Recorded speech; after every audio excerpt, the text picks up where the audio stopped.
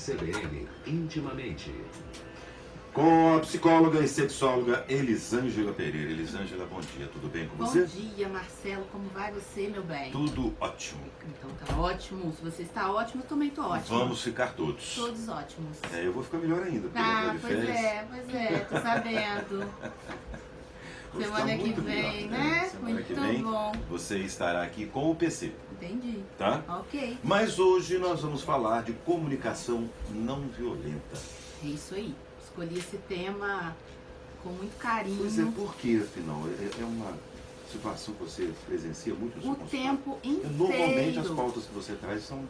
baseadas né? naquilo que eu vivo no consultório Sim. com os pacientes, né? Então eu percebo essa necessidade e tento trazer para os nossos ouvintes, para os nossos internautas. Então por isso hoje eu escolhi esse tema. E o que é exatamente, então, vamos explicar para todo mundo, a Que vem a comunicação ser, né? não violenta? Então, um pouquinho de história primeiro, tá, Marcelo?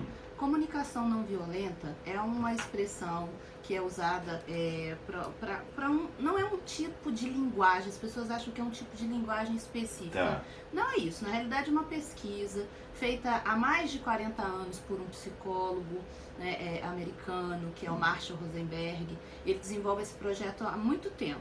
E ele, na época, ele devia de ter uns 9 anos mais ou menos, ele ficou trancafiado no porão de uma casa, ele com a família inteira, por causa de um conflito que aconteceu em Detroit, que era o bairro onde ele vivia. Sim. Você sabe que aquela região ali tem muito conflito, tinha, né? É uma região de negros, então, muito conflito racial. Então ele teve que ficar trancado lá 3 dias durante 3 dias com a família. Isso fez com que mais tarde, depois quando ele se formasse já psicólogo, ele tentasse entender quais são os motivos, por que as pessoas, né, quais são as bases, as ferramentas que fazem as pessoas terem ou não terem compaixão, empatia umas pelas outras, baseado naquela sensação que ele viveu lá atrás, que provavelmente deve ter sido muito traumática. E aí ele criou esse tipo de comunicação que ele batizou aí de comunicação não violenta.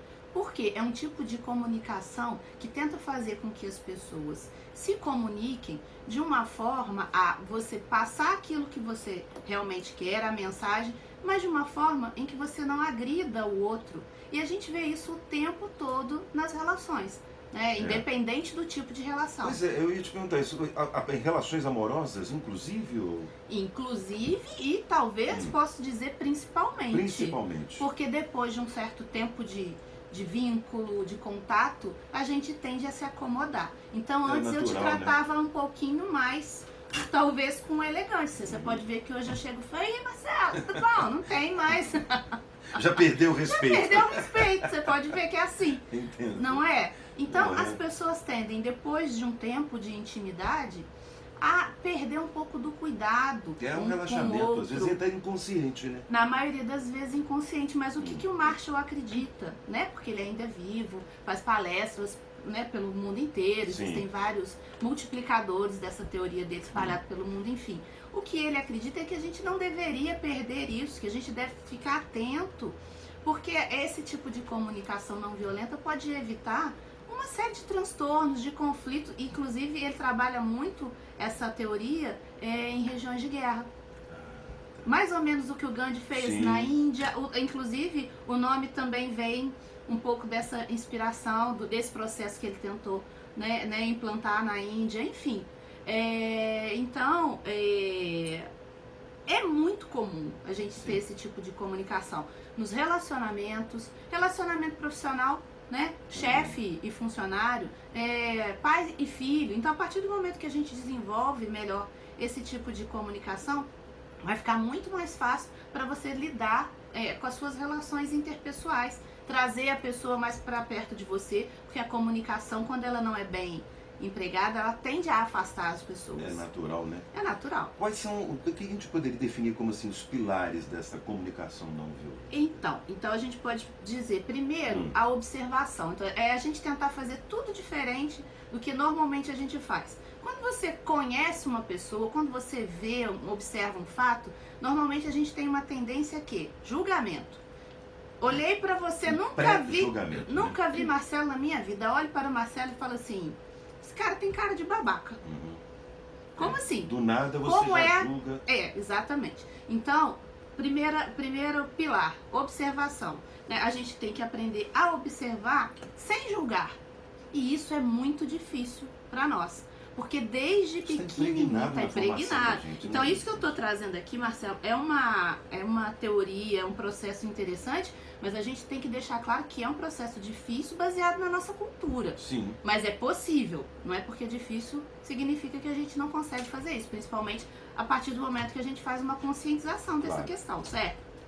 Então, primeiro passo, tente não julgar o outro. Né? Tente não julgar um fato que você não sabe.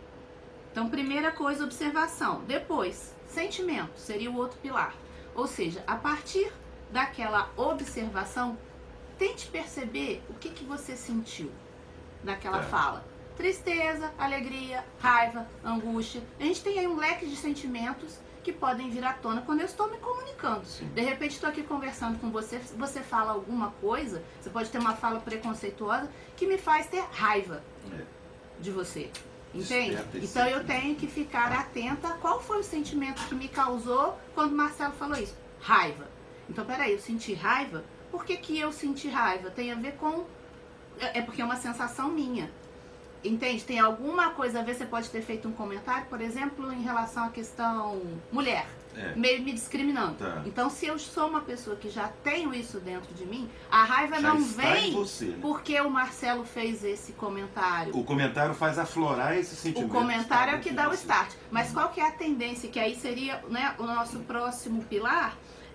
A nossa tendência seria a gente, como eu vou te dizer, talvez condenar o outro. Marcelo me fez sentir raiva. Eu tô com raiva por causa do Marcelo. Não é por causa do Marcelo. Aí embola tudo. Entendi. Aí a comunicação embola com o pessoal. Aí não é mais o que o Marcelo falou. Aí é o Marcelo. A gente tem uma tendência a generalizar. Então eu generalizo, Marcelo não presta porque Marcelo falou isso. Entendi. Não, a fala do Marcelo pode ter sido preconceituosa e essa fala me causou raiva. Por que essa fala me causou raiva? Porque sou uma pessoa que defende os direitos da mulher, no caso que eu citei. Então, quando tenho um contato com uma pessoa que pode ser machista, isso desperta, aflora a minha raiva. Deu para entender? Sim, deu para entender. Ótimo. Então, uma outra questão, um outro pilar seria a necessidade, né? Que é a necessidade de você entender o sentimento do outro. Por que é que Marcelo falou comigo dessa forma?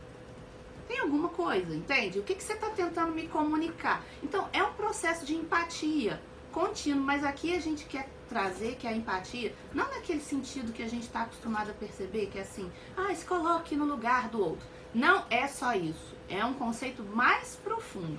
É assim, tenha atenção com o outro, realmente tente sentir o que o outro está sentindo, o que o outro está tentando te comunicar, sabe? De uma forma mais cuidadosa, de uma forma mais ampla. Não apenas se coloque no lugar do outro, sabe? Sinta o outro e o objetivo maior, Marcelo, é a compaixão. Tenha compaixão pelo outro, porque assim, aquilo que o outro está falando para você, na realidade, que seria o quarto pilar, é porque ele tem um pedido. Ele tem uma necessidade. O que o Marshall acredita é que todos nós, a partir do momento que a gente comunica alguma coisa, a gente está tentando fazer um pedido. Mas a gente tem uma tendência a fazer esse pedido de uma forma autoritária, através de uma exigência. E o que ele fala que seria algo mais confortável, seria algo mais adequado. Peça, não exija. Então eu falo pra você, Marcelo, se na semana que vem eu chegar aqui e você não estiver, já que você vai estar de férias, então eu também não faço o programa. Entendi. Entende? Ao contrário, como seria um tipo de comunicação não violenta que talvez funcione? Poxa, Marcelo, fico tão feliz quando eu faço o programa com você. Faço programa com você. Entre aspas. Né? Fico tão feliz, né? Vou sentir a sua falta. Mas olha, boas férias pra você. É completamente diferente. Completamente diferente. Na primeira fala, você pode se sentir agredido. Poxa vida, a pessoa não entende que eu trabalho pra caramba, que eu preciso de férias. Né? Na segunda, você vai se sentir amado. Concorda? Eu estou comunicando que a sua ausência aqui vai me fazer falta. E com isso você vai se sentir amado. Então é um tipo de comunicação completamente diferente. Mas a gente precisa treinar. é necessário treinar. Essa seria uma das dicas de como praticar isso no dia a Essa dia? seria uma Treinamento? das dicas. Treinamento. Então, fique mais atento à forma como você fala com o outro. Não é? Peça. Se você quer alguma coisa, peça. Na semana que vem, Marcelo, você pode, mesmo estando de férias, você pode vir aqui à rádio para eu te dar um abraço? Não. Viu? Ok, não ganhei, mas eu tentei. Não, é só para descontrair, porque eu acho que é interessante. Essa questão que você está colocando é muito importante mesmo. E a dica de colocar isso em prática no dia, porque é muito legal você ouvir e tal, opa, de fato é isso que acontece. Só da gente saber que esse conceito existe, Mas você colocar já isso fica, no dia a dia, né? só de você saber que esse conceito existe, você já fica mais atento, você já fica mais antenado, Sim, não é? claro. Aí a gente vê através de falas tão pequenas no dia a dia, de marido e mulher. Eu detesto quando você esquece de retirar o lixo. Meu amor, fico tão feliz quando você se lembra de levar o lixo. Então você está Inverte, né? reforçando. Porque às vezes, Marcelo, a pessoa não faz, não é de maldade. Mas às vezes eu tenho, que é um dos pilares, a questão da necessidade. As minhas necessidades são diferentes da necessidade do outro. Pode ser que eu tenha a necessidade da limpeza e da organização. O outro não tem. Não faz parte da realidade Não do faz outro, parte né? da necessidade Da do outro, necessidade. segundo a teoria de Marshall. Então, ele vai olhar para aquele lixo e aquilo não vai incomodá-lo em nada. Absolutamente. Então não é que ele não tira o lixo porque ele não tá nem aí.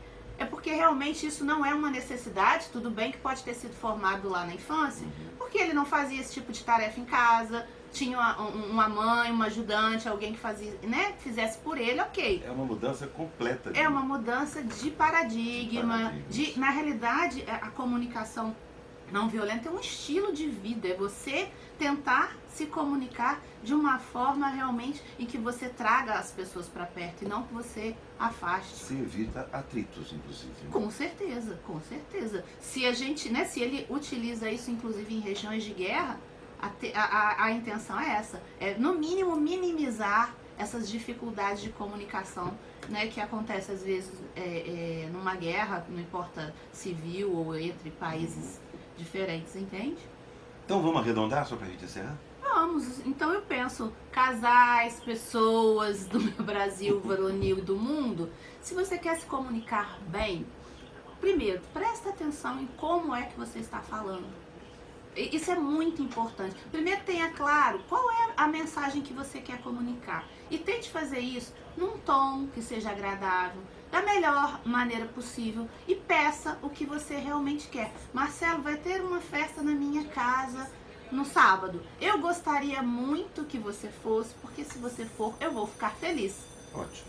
É diferente de eu falar assim, Completamente. tem uma festa lá em casa sábado, você vai? Aí pode ser que sim, pode ser que não, mas eu espero que você vá. Se você não vai, eu fico magoada.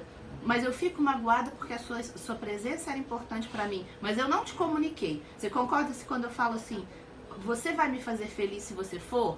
Na hora de pensar, fala, poxa vida, Elisângela me pediu com tanto carinho. Eu não tô muito afim não, tá frio, eu tô de férias, quero ficar em casa. Mas eu vou. É diferente de eu falar, tem uma festa, aparece lá. É diferente, completamente diferente. Completamente diferente. Muito bem. Ok?